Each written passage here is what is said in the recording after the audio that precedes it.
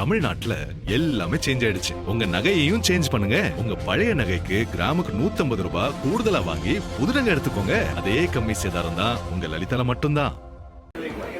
ஆமா, வடசேனல்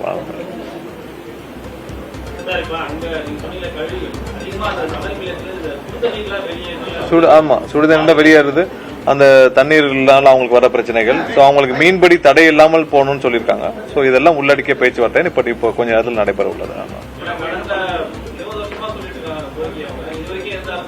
சார், இப்போதான் அவங்களுடைய கோரிக்கை அவங்க நேரடியாக வர சொல்லி பேச்சுவார்த்தை நடத்த போறோம். ஸோ நடத்திட்டு அவங்களுக்கு தேவையான சுமூகமாக அவங்களுக்கு, ஏன்னா மீனவர்களுக்கு எந்த பாதிப்பும் இல்லாமல் அவங்களுக்கு மீன் பிடிக்கிறதுக்கான இதையும் செய்து கொடுக்கணும். அதே நேரத்தில் நம்மளுடைய பிளான்ட் சம்பந்தமாக என்னென்ன செய்ய போறோம், அவங்களுக்கு என்னென்ன குறைகள் இருக்குன்னு கேட்டுக்கிட்டு அவங்களுக்கு தேவையானவற்றை நம்ம செய்து கொடுக்க போறோம். இல்ல, இன்னும் போட வேண்டிய அவசியம் வரும். பட் இனிமேல் தான் அதுக்கான திட்டங்கள் இருக்கும். போட்டா எல்லா பிளான்ட்லயும் போட வேண்டிய அவசியம் இருக்கும். ஸோ இனிமேல் தான் அதுக்கான திட்டமிடலாம் செய்ய வேண்டியது. இல்ல, மேண்டேட்டரின்னு சொல்ல முடியாது. பட் போட வேண்டிய சூழ்நிலை ஏற்படும், போட வேண்டிய கட்டாயம் ஏற்படும்.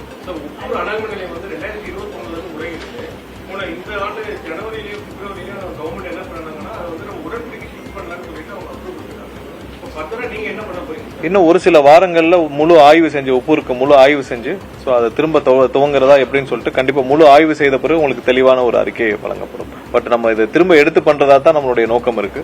உப்பூர் அனல் மின் நிலையத்தை திரும்ப கொண்டு வந்து அதை திரும்ப செயல்படுத்த வைக்கிறதுக்கான நோக்கம் தான் அரசுக்கு இருக்கு. ஸோ அதை ஆய்வு செய்து விட்டு என்ன காலக்கட்டு, என்ன மாதிரி திட்டங்கள் செய்ய போறோம், எப்படி பண்ண போறோம்னு சொல்லிட்டு நம்ம தெளிவாக சொல்லுவோம்.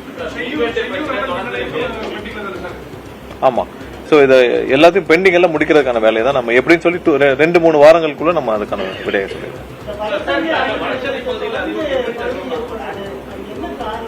இல்ல, சிட்டிக்குள்ள நடக்கிற மேக்ஸிமம் உங்களுக்கு நடக்கிற இன்டரப்ஷன் எல்லாமே வந்து இந்த கேபிள் கட்னால தான் நடக்குது. ஸோ அந்த கேபிள் கட்டுக்கான நடக்கிறது வந்து உங்களுக்கு அங்கங்க கான்ட்ராக்டர்ஸ், நம்ம கார்பரேஷன் நடக்கிற வேலைப்பாடுகள்னால தோற்றுறதா. மற்றபடி வேற எந்த பெரிய மேஜர் இஷ்யூஸும் இல்ல. மற்றபடி அங்கங்க இருக்கிற ஒவ்வொரு ஏரியாலும் நம்ம கான்ட்ராக்ட் எம்ப்ளாயிஸ் வச்சு நம்ம சரி பண்ணிட்டு இருக்கோம். மற்றபடி சிட்டிக்குள்ள வேற மேஜர் இஷ்யூ எதுவும் இல்லை. பட் இப்போ இந்த லாஸ்ட் 1 வீக்கா நமக்கு வந்து டெம்பரேச்சர் அதிகமா இருக்கு. ஸோ அதனால நம்மளுடைய தேவையும் அதிகமா இருக்கு.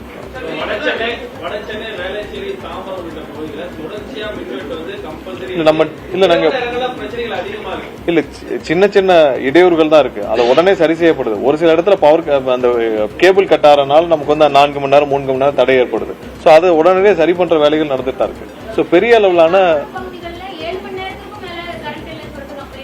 இல்ல, அதெல்லாம் உடனடியே சரி செய்யப்பட்டுச்சு. ரொம்ப இல்ல, அவங்க 7 மணி நேரங்கிறது ரொம்ப அந்த மாதிரி எங்கேயுமே இல்ல. ஒரு சில இடத்துல தான் இருக்கு. அதுக்கான விளக்கமும் கொடுக்கப்பட்டிருக்கு. கேபிள்கள் கட் ஆனதுனாலதான் இருக்கு, வேற எதுவும் இல்ல. வேற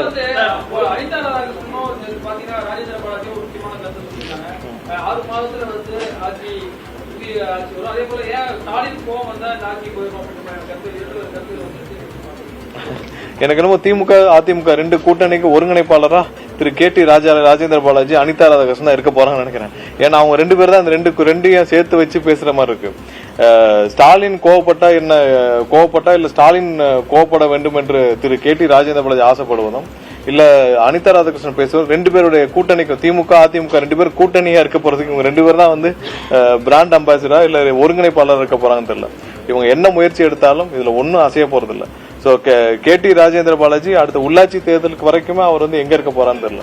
இங்க சவுத்துல வந்து அதிமுக எங்கேயுமே வந்து கிளை கழகம் முறை அதிமுகன்ற கட்சியே இல்லாம தான் இருக்கு. அதிமுகன்ற கட்சி வந்து அவங்களுடைய மாவட்ட அளவுல இருக்கா தவிர அதுக்கு கீழே யாருமே நிர்வாகிகள் எங்கேயுமே இல்லை. தென் மாநிலங்கள்ல எங்கேயுமே, தென் மாவட்டங்கள்ல எங்கேயுமே இல்ல. சோ அந்த சூழ்நிலை தான் இருக்கு. வேற எங்கேயுமே உங்களுக்கு கட்சியில என்ன செய்யறோம் தெரியாம ஒவ்வொரு முன்னாள் அமைச்சர்களும் ஒவ்வொரு மேடையை போட்டு ஒரு 10 பேரை வச்சுக்கிட்டு என்ன பேசணும்னு தெரியாம ஒவ்வொருத்தரும் பேசிட்டு இருக்காங்க. அவங்க பேசுறது அவங்களுக்கே புரிஞ்சு பேசுறாங்க தெரியல. ஒவ்வொருத்தரும் நேற்று பாத்தீங்கன்னா எல்லா முன்னாள் அமைச்சர்களும் சேர்ந்து ஆளுக்கு ஒண்ணு பேசிட்டு இருக்காங்க. சோ அவங்க தெரிஞ்சுதான் பேசுறாங்களா தெரியாம பேசுறாங்கன்னு தெரியல. சோ அவங்க எல்லாம் ஒருத்தர் சொல்றாரு மோடியை கூட்டிட்டு வந்து இல்ல பாரதிய ஜனதா கட்சி பாத்துக்கோங்க சொல்றாரு. சோ அவங்க பாரதிய ஜனதா கட்சி பாத்துக்கன்னு சொல்றதுக்கு அதிமுக ஒரு கட்சி இருக்கு. அவங்க வந்து எடப்பாடின்னு ஒருத்தர் வந்து கட்சியில இருக்காரானே அவங்களுக்கு ஞாபகம் இல்ல. அந்த கட்சிக்கு ஒரு பொதுச்செயலாளர் இருக்கான்றதே அவங்க கட்சியில யாருக்கும் நம்பிக்கை இல்லை. அதனால ஆளாளுக்கு ஒரு சைட்ல வச்சு ஒருத்தர் ஸ்டாலின் வரணும்னு நினைக்கிறாரு, இன்னொருத்தர் பாரதிய ஜனதா கட்சி பாத்துக்குன்னு சொல்றாரு. அப்ப அதிமுக கட்சியில இருக்காரா இல்ல அந்த கட்சிக்கு ஒரு பொதுச்செயலாளர் இருக்கான்றது அவங்க கட்சியில இருக்கவங்களுக்கே தெரியாம தான் இருக்கு.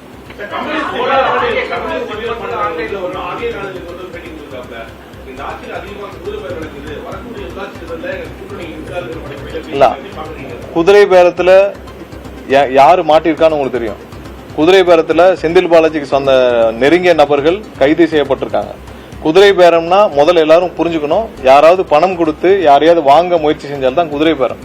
யாராவது ரிசைன்மெண்ட் வராங்கன்னு வச்சுக்கோங்க, ஒரு சில பேர் அந்த கட்சியில ஸ்டாலினையும் எடப்பாடியும் ஏத்துக்க முடியாம, ஸ்டாலின் தலைமையும் எடப்பாடி தலைமையும் ஏத்துக்க முடியாம, ரெண்டு பேரும் சேர்ந்து கூட்டணி அமைக்கணும் முயற்சி செஞ்சதை ஏத்துக்க முடியாமல் ரிசைன் பண்ணிட்டு வெளியே வராங்கன்னா அது பேர் குதிரை பேரம் கிடையாது, அவங்களுடைய தனிப்பட்ட முடிவு. குதிரை பேரத்தில் கைது செய்யப்பட்டது செந்தில் பாலாஜியும் அவர் கூட இருந்த நபர்களும் 8 பேர். அது சம்பந்தப்பட்ட 50 லட்சத்துக்கு மேல ஹவாலா பணம் மாட்டி இருக்கு. சோ அது சம்பந்தமான அடுத்த கட்ட ஒவ்வொரு என்கொயரியும் போயிட்டு இருக்கு. இன்னைக்கு கூட 4 பேர் அதிகமா விசாரணை செய்யப்பட்டிருக்காங்கன்னு சொல்லி செய்திகளை பார்த்தோம். குதிரை பேரம்னா எல்லாரும் புரிஞ்சுக்கணும், யாராவது காசு கொடுத்து வாங்க முயற்சி செய்தால்தான் குதிரை பேரம். யாராவது வந்து ரிசைன்மெண்ட் வராங்கன்னா யாரையும் இங்க நாங்கள் அழைக்கவில்லை, யாரையும் வந்து நீங்கள் வாங்கன்னு சொல்லல. அந்தந்த தலைமையில எடப்பாடியும் ஸ்டாலினையும் நம்பாமல் வெளியில வர்றவங்களுக்கு, நம்ம வெளியில வந்து ரிசைன்மெண்ட் வர்றவங்களுக்கு என்ன ஆப்ஷன் இருக்கும்? அவங்க வந்து கட்சியில சேர்றவங்களும் யாரும் சேர முடியாதுன்னு சொல்லுங்க.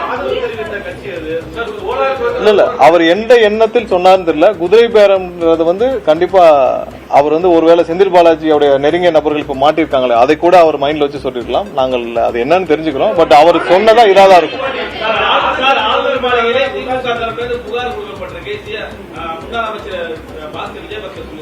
இல்ல திமுக தரப்புல வேற என்ன செய்ய முடியும்? அவங்க வந்து இப்ப ஆளுநருக்கு கடிதம் எழுதுறாங்க, சிபிஐக்கு கடிதம் எழுதுறாங்க. ஏன் ஆர்.எஸ். பாரதிக்கு தெரியாதா? சிபிஐக்கு கடிதம் எழுதுனா சிபிஐ வந்து விசாரிக்குமா? சிபிஐக்கு யாரு ஹேண்ட் ஓவர் பண்ணா? ஒன்னு கோர்ட் ஹேண்ட் ஓவர் பண்ணா, இல்ல கவர்மெண்ட் ஹேண்ட் ஓவர் பண்ணும். ஆர்.எஸ். பாரதி கடிதம் எழுதுனால ஹேண்ட் ஓவர் பண்ண முடியாது. அது எப்படி ஹேண்ட் ஓவர் பண்ண தெரிஞ்சுட்டு தான் சும்மா டைம் பாஸ்க்கு எழுதிட்டு இருக்காரு ஆர்.எஸ். பாரதி. என்ன அறிவாலயத்தில் உட்காந்து சும்மா இருக்கிறாருல, ஏதாவது என்ன செஞ்சீங்கன்னு 4 பேர் கேட்டீங்கன்னா கடிதம் எழுதுன்னு சொன்னோம்ல.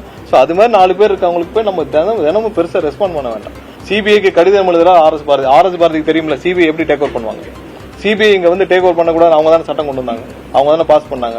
ஆர்.எஸ். பாரதி தெரியாதா சிபிஐ எப்படி டேக் ஓவர் பண்ணுவாங்க, இல்ல யாரு ஹேண்ட் ஓவர் பண்ணணும் சிபிஐக்குன்னு சொல்லிட்டு? அப்புறம் சிபிஐ கடிதம் எழுதுறாரு, அந்த கடிதம் என்ன ஆகும்னு சிபிஐக்கு தெரியாதா? அதனால இது மாதிரி ஒரு 4 பேர் இருக்காங்க அறிவாலயத்துல.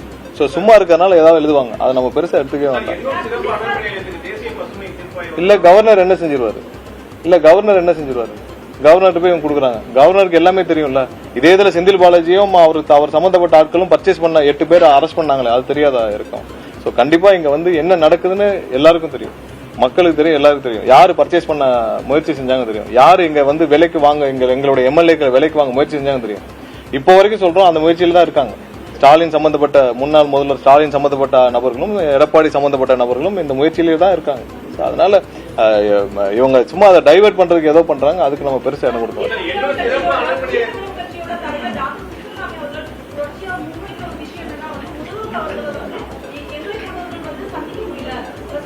இல்ல இன்னைக்கு அதிகபட்சம் இன்னைக்கு தலைமைச் செயலகத்திலிருந்து எல்லாரையும் சந்திக்கிற ஒரே முதல்வர் எனக்கு தெரிஞ்சு நம்மளுடைய முதல்வர் மட்டும்தான். இதுக்கு முன்னாடி எல்லாரும் தலைமைச் செயலகத்துல ஒரு மணி நேரம் வருவாங்க, ஏதாவது நிகழ்ச்சியை தொடங்கி வச்சுட்டு போயிருவாங்க. அதிகபட்சம் காலையில 9 மணில இருந்து சாயந்தரம் 5 மணி 6 மணி வரைக்கும் தலைமைச் செயலகம் எல்லாரையும் சந்திக்கிறார். கண்டிப்பா அவர் யாரு மூலமா முயற்சி செஞ்சாருன்னு தெரியல.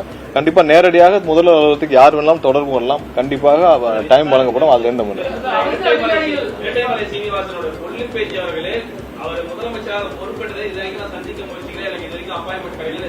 இல்ல அதான் சொல்றேன், நீங்க எல்லாம் பத்திரிகையாளர் இருக்கீங்க, யார் மூலமா அப்ரோச் பண்ணா முதல்வர் அலுவலகத்துக்கு தொடர்பு கொண்டா அப்பாயின்மெண்ட் கிடைக்கும் தெரியும்.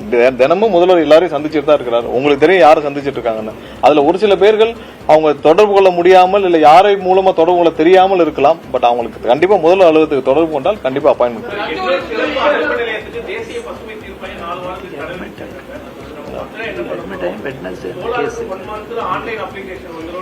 ஆமா சார். இன்னும் 2 வாரத்துல நம்ம அந்த சோலார் ஆன்லைன் அப்ளிகேஷன்ஸ்க்குள்ள நம்ம ஒரு சொல்யூஷன் நம்ம அனௌன்ஸ் பண்ணுவோம். ஏன்னா அதுல பாலிசி டிஃபைன் பண்ணாம இருக்கும், நம்ம பேட்டரி ஸ்டோருக்கு பாலிசி டிஃபைன் பண்ணாம இருக்கும். மற்றபடி எக்ஸிஸ்டிங் சோலார் அப்ளிகேஷன்ஸ் எல்லாம் நம்ம கொடுக்க ஆரம்பிச்சிட்டோம். ஏன்னா எங்கெங்கெல்லாம் லோட் ஃப்ளோ ஸ்டடி பண்ணிருக்காங்க அங்கெல்லாம் லோட் அவைலபிளா இருக்கா இல்ல எல்லாம் இருக்கா. ஏன்னா முன்னாடி நிறைய அப்ளிகேஷன்ஸ் கொடுத்து வச்சிருந்தாங்க, அதெல்லாம் லோட் ஃப்ளோ ஸ்டடி கிளியரா பண்ணி எங்கெங்கெல்லாம் அவைலபிள் இருக்கோ அது தக்கன கொடுக்க ஆரம்பிச்சிட்டாங்க. விரைவில் எல்லாமே கொடுத்து முடிக்கப்படும். ரீபவரிங் இல்ல ரீநேமிங் எல்லாம் வந்து ஒவ்வொன்றா கொடுக்க ஆரம்பிச்சிருக்காங்க. அதெல்லாம் ஒன்னும் தடையெல்லாம்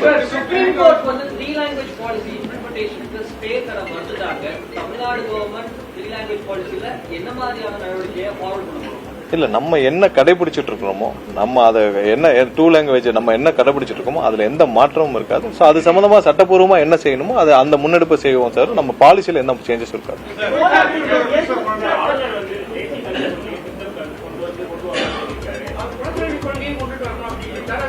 பாருங்க, யாரு என்ன சொல்லலாம், நம்மளுடைய பாலிசியில மாற்றம் இருக்கு. அவங்களுடைய விருப்பத்தை சொல்லலாம், ஆளுநர் சொல்லலாம், ஒன்றிய அரசு சொல்லலாம், எல்லாரும் அவங்களுடைய விருப்பத்தை சொல்லலாம்.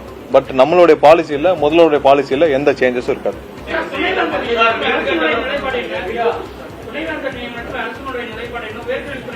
உங்க எல்லாருக்கும் தெரியும், துணைவேந்தருடைய நியமனத்துல கோர்ட்லயும் பெண்டிங் இருக்கு. இது எல்லாமே கவர்னர்ட்டையும் பெண்டிங் இருக்கு. சட்டப்பூர்வமாக நம்ம அதை வந்து ஹைகோர்ட்லயும் பேசிட்டு இருக்கோம். கண்டிப்பா இப்ப வந்து 5 பேர் கொண்ட குழுவை நம்ம ப்ரொபோஸ் பண்ணிருக்கோம். இதுல ஏதாவது முடிவுகள் வந்தால் உடனடியாக நியமிக்கப்படும். நம்ம இதுக்கெல்லாம் ஒரு பீஸ்ஃபுல்லா ஒரு சொல்யூஷன் வரணும்னு தான் நம்ம எல்லாம் முயற்சி செஞ்சுட்டு இருக்கோம். ஏன்னா வர ஜனவரி மாசத்துல எல்லா யூனிவர்சிட்டிலையும் துணைவேந்தர் இல்லாத ஒரு நிலைமை ஏற்படும். சோ இதுக்கு கண்டிப்பா ஒரு சுமூகமான ஒரு தீர்வை எட்டக்கூடிய வகையில் ஒரு 5 நபர் உள்ள ஒரு செலக்ட் கமிட்டியை கொண்டு வரதுக்கான முயற்சிகள் எடுத்துட்டு இருக்கோம். இல்ல அது முதல்வர் அலுவலகம் சம்பந்தப்பட்ட விஷயம். வேற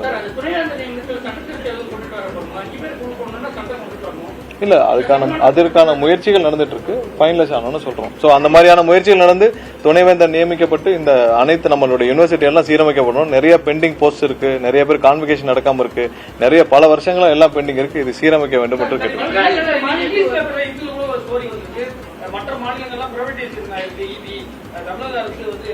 இங்க டிஸ்ட்ரிபியூஷன்ல பிரைவேடைசேஷன் பண்றதுக்கான வாய்ப்புகளே கிடையாது. அதை செய்யவே மாட்டோம். நன்றி.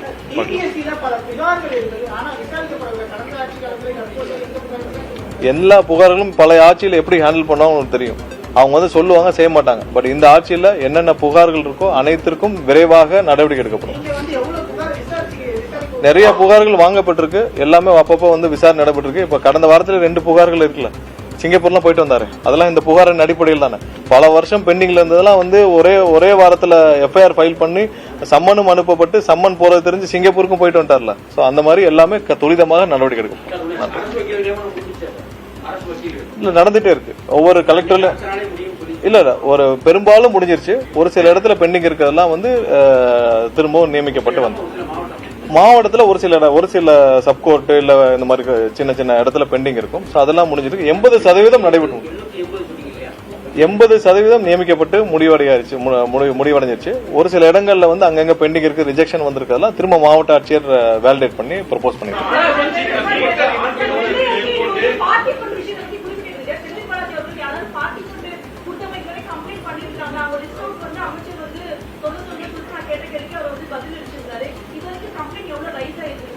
இல்ல, என்கிட்ட ஒரு கம்ப்ளைண்ட் வந்துச்சு. பார்ட்டி ஃபண்ட் சோலாருக்கு பார்ட்டி ஃபண்ட் வாங்கினதா என்கிட்ட ஒரு கம்ப்ளைண்ட் வந்துச்சு. ஒரு மெகாவாட்டுக்கு 25 லட்ச ரூபா கேட்டாங்கன்னு சொல்லி என்கிட்ட கம்ப்ளைண்ட் வந்துச்சு. அந்த கம்ப்ளைண்ட் நானே வந்து கமிஷனருக்கு ஃபார்வர்ட் பண்ணி விட்டுருக்கேன். ஸோ பார்ட்டி ஃபண்ட் எங்க வாங்கினாங்கன்னு மக்களுக்கு நல்லா தெரியும். எந்தெந்த டிபார்ட்மெண்ட்ல வாங்கினாங்க, எதுல வாங்கினாங்க. இல்ல, ஃபார்வர்ட் பண்ணிருக்கோம். அதை அவங்க விசாரிச்சுட்டு இருக்காங்க. விசாரணையில எந்தெந்த வகையில என்னென்ன ஆதாரங்கள் இருக்கோ உடனடியாக நடவடிக்கை எடுக்கப்படும். ஸோ எங்கெங்கெல்லாம் வந்து ஆதாரங்கள் இருக்குதோ உடனடியாக வழக்கு பதிவு செய்யப்படும்.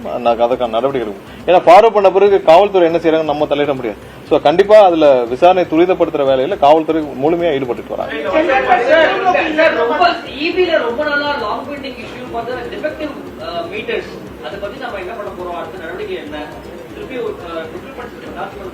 இல்ல, ப்ரொக்யூர்மெண்ட்ஸ் கண்டிப்பா ரெகுலரா நடந்துட்டே இருக்கு. மீட்டர் ப்ரொக்யூர்மெண்ட் நடந்துட்டே தான் இருக்கு. சோ டிலே, இன்ஸ்டலேஷன்ல டிலே இருக்கு. ஏன்னா அதுல நமக்கு இங்க பற்றாக்குறை இருக்கு, எம்ப்ளாயிஸ் பற்றாக்குறை இருக்கு. சோ ரெக்டிஃபை பண்ணப்பட்டு சீக்கிரம் அதை செய்யப்படும். இல்ல, ஒரு வாரத்துல அப்ரூவல் கிடைச்சிடும். நன்றி. அமைச்சர் நிர்மல்குமார் செய்தியாளர்களை சந்தித்த காட்சிகளை பார்த்தோம். திமுகவின் அனிதா ராதாகிருஷ்ணன் மற்றும் அதிமுகவின் ராஜேந்திர பாலாஜி ஆகியோர் குறித்தும் விமர்சனங்களை முன்வைத்தார். குறிப்பாக அவர்களின் சமீபத்திய விமர்சனத்திற்கு அதிமுக திமுக கூட்டணியின் ஒருங்கிணைப்பாளர்களாக இவர்கள் இருவரும் தான் செயல்பட போகிறார்கள் என்று விமர்சித்தார் நிர்மல்குமார். தமிழ்நாட்டுல எல்லாமே சேஞ்ச் ஆயிடுச்சு. உங்க நகையையும் சேஞ்ச் பண்ணுங்க. உங்க பழைய நகைக்கு கிராமுக்கு 150 ரூபாய் கூடுதலா வாங்கி புது நகை எடுத்துக்கோங்க. அதே கம்மி சேதாரம் தான் உங்க லலிதால மட்டும்தான்.